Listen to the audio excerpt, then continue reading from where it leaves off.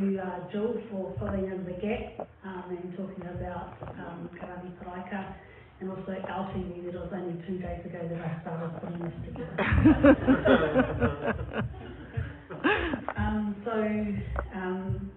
After Paraika died, Nana met Grandpa Waimate, so he's the guy on the right, not the Pākehā on the left. So Grandpa Waimate was born in Aurua on the 8th of April 1911 to Tipene Wihongi, and I think that's probably who Tipene is named after, and Miriana Galbraith. And they were known to us as Nani Papa and Nani Mama, or Papa and Mama. Nani Papa was from Aurua and is the son of Tipene Wihongi, the common ancestor of all the Wihongis.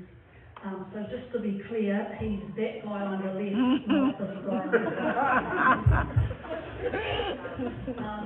Nani Mama was from Whanau, and she's our connection to this guy, the Peters from Whanau. That's how we related to them through Nani Mama. So Grandpa was the eldest of their, I think it was 15 children, Auntie Wem, or their Papa and Mama. How many children did they have? Because they adopted sons. Yeah. Yeah. Yeah. So I think there's 14 in that photo, but then wasn't there, and there were a few others that they and Auntie Tiani. So yeah, he came from a big family, and Auntie Tiani, who Anne said that's who she's named after. So that's our connection to the Paia whānau from down in Tolaga Bay, and related to Auntie Media married a Brookend, and it kind of all branches out from there, from Te Araroa. Yeah. As a young man, Grandpa Waimate attended the Māori Agricultural College in Hawke's Bay, and he also served the proselyting mission in Taranaki. So at the cemetery yesterday, Uncle Albert gave you Grandpa's pepeha. So our maunga Hikurangi and Pūtahi, our awa a Tawapuku and Wairoro, our roto is o Māpere, our waka is Ngā Tukimata Whaurua, which is the waka that Nuku Tāwhiti was the captain of, and our hapu a Ngāti Māhia and Te Uri Ohua. Before marrying Nana, Grandpa married Monaroa Taimana, or Rosie Diamond, in Pakotai on the 20th of January 1932, and together they had a son, Ben Diamond. So this is a photo of our Uncle Ben and his wife Hannah. Rosie Diamond died giving birth to Ben, so he was raised by his grandparents in Pakotai. Uncle Ben died 2 months before my mum on the 17th of September 2018. And this is a photo of him and Hannah and their children, and Uncle Tom is in the back.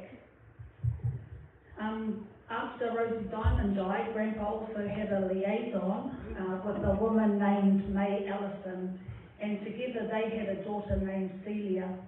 Celia was brought up by Nani Mama and Papa as Waimate's sister, even though everyone really knew who she really was. And so this is a photo, that's Celia, the woman on the right. So in the photo is Nani Papa, Auntie Media, Nani Mama, Celia, and Celia's husband. And she married a hooper, and most of them are based down in Wellington and in the South Island. So the hooper whānau, that's Grandpa's eldest daughter. Celia died young, and she is buried at Ngā Whakarora Cemetery in Aurua. So Nana married Grandpa Waimate on the 14th of July 1940 here in Pipiwai. At the time, Grandpa was living here with the Tairua family because Nani Tiama and Grandpa's father Atawhai are brother and sister. One of the stories that I heard about Nana and Grandpa's early days is that, so before they got together, Nana went to Whangarei to do some shopping, but on the return trip, the bus was full and there were no more seats. So Grandpa offered for her to sit on his lap all the way back to Papiwai, and she did. I've never been sure why he didn't just stand up for her. But the story goes that she sat on his lap all the way home to Papiwai. I also remember Uncle Meekum teasing Nana and saying, "Man, why did Dad like you, a woman with 7 children?" And she said, "Because I was pretty, that's why." And she certainly was. So Nana and Grandpa lived in Papiwai for a time, and that's where the older Wihongi children were born, mostly in Whanau. And perhaps that's why Sydney, Ray and Child are buried in Tairua Cemetery and not Awarua. As we know, they went on to have 12 children, so the top one's just missing Uncle Chuck, Uncle Edwin, and all the children in our famous picture below. So we've read them out before: Sydney, Ray, Wallace, Cedar, Lan, Albert, Child, Edwin, Rose, Tom, Meekum and Mulaney. A few years ago I received a letter from Nana's sister-in-law, Auntie Miriana Apirahama. She told me that early in Nana's marriage to Grandpa, the doctors had said to her that if she continued to have children, it would put her life at risk. But with faith, her and Grandpa trusted that the Lord would bless her, and as we know, she went on to have many more children. So that's a photo of Nana and Uncle Albert, and then Uncle Edwin and Uncle Tom at the bottom. In 1952, Nana and Grandpa moved to Awarua just after my mum was born. They lived in a Nico whare, which is the house on the left. Imagine living in that with a newborn baby.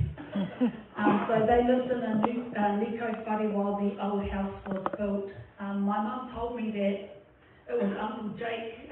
His job was to get up in the night and to heat up the milk to feed the baby. So, he would keep the fire going and then heat up the milk so that she could be fed.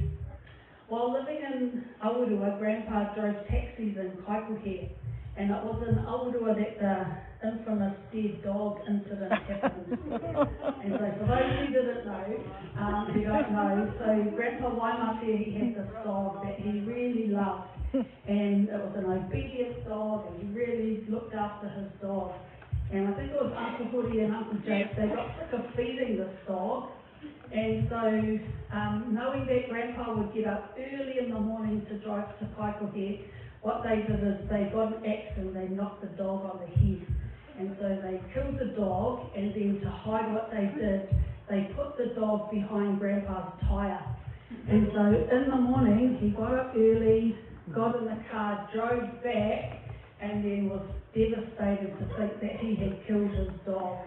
But the dog was dead all the time. So that's the dead dog story.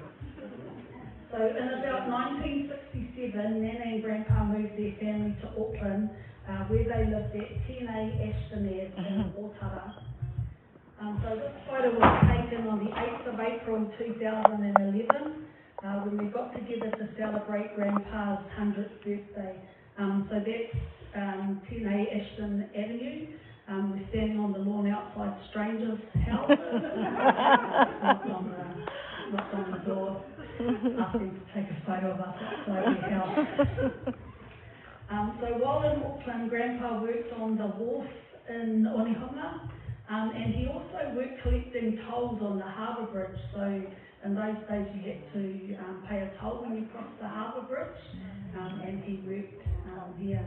At one stage while in Auckland, I understand that Nana had a job at Halloween, at like a factory.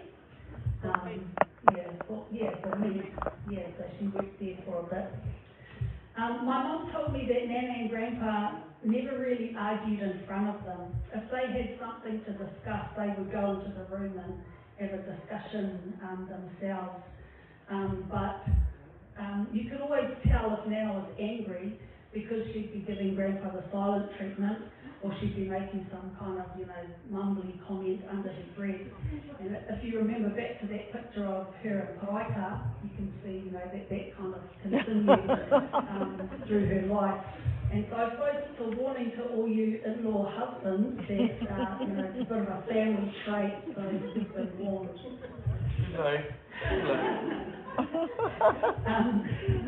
It's our superpower. So on the 8th of July 1972, Grandpa died at Eden Park in Auckland. So my mum told me that morning, Nana and Grandpa had a bit of a tiff. And when Grandpa came to kiss her goodbye, because he was going off for the rugby, Mum said that he always kissed her goodbye. So when he went to kiss her goodbye, she kind of brushed him off and kind of turned her head. So when she got the news that Grandpa had died that day, it was particularly hard for her. And I suppose that's a warning for all of us to be kind. Nana stayed at Ashton Avenue until approximately, I think it was 1979, 1980, when she returned to live in Aurua. Uncle Wallace and his family were over there or moved back soon after. And then eventually our family, Auntie Malene and Uncle Meekum, all moved back. I think life as a widow for Nana was extra difficult because for the first time since she was 15, so for the first time in 43 years, she was by herself. And that's why she always had to have a friend, which was usually one of the mokos. She was scared of ghosts, scared of bad people, scared of the dark, scared of lots of things. So, yeah, scared of noises, scared of all sorts. And so she always had to have a friend. She didn't like to be by herself. And some of Nana's friends were Leonie, Frank, Tanya, Anaru, Connie, Shelley, Mana, and lots of others. And some of the time, or a lot of the time, it was me. So it was my privilege to spend a lot of time with Nana. And so just to prove that I was actually Nana's favourite, I've got a video.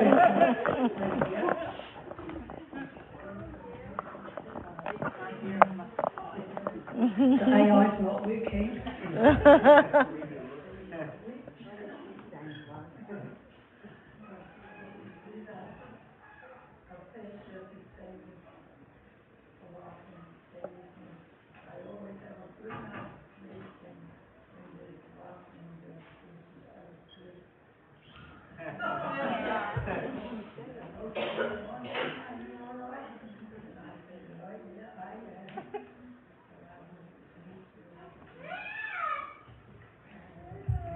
So that's the reason I'll save the bit where she says I can have all her land.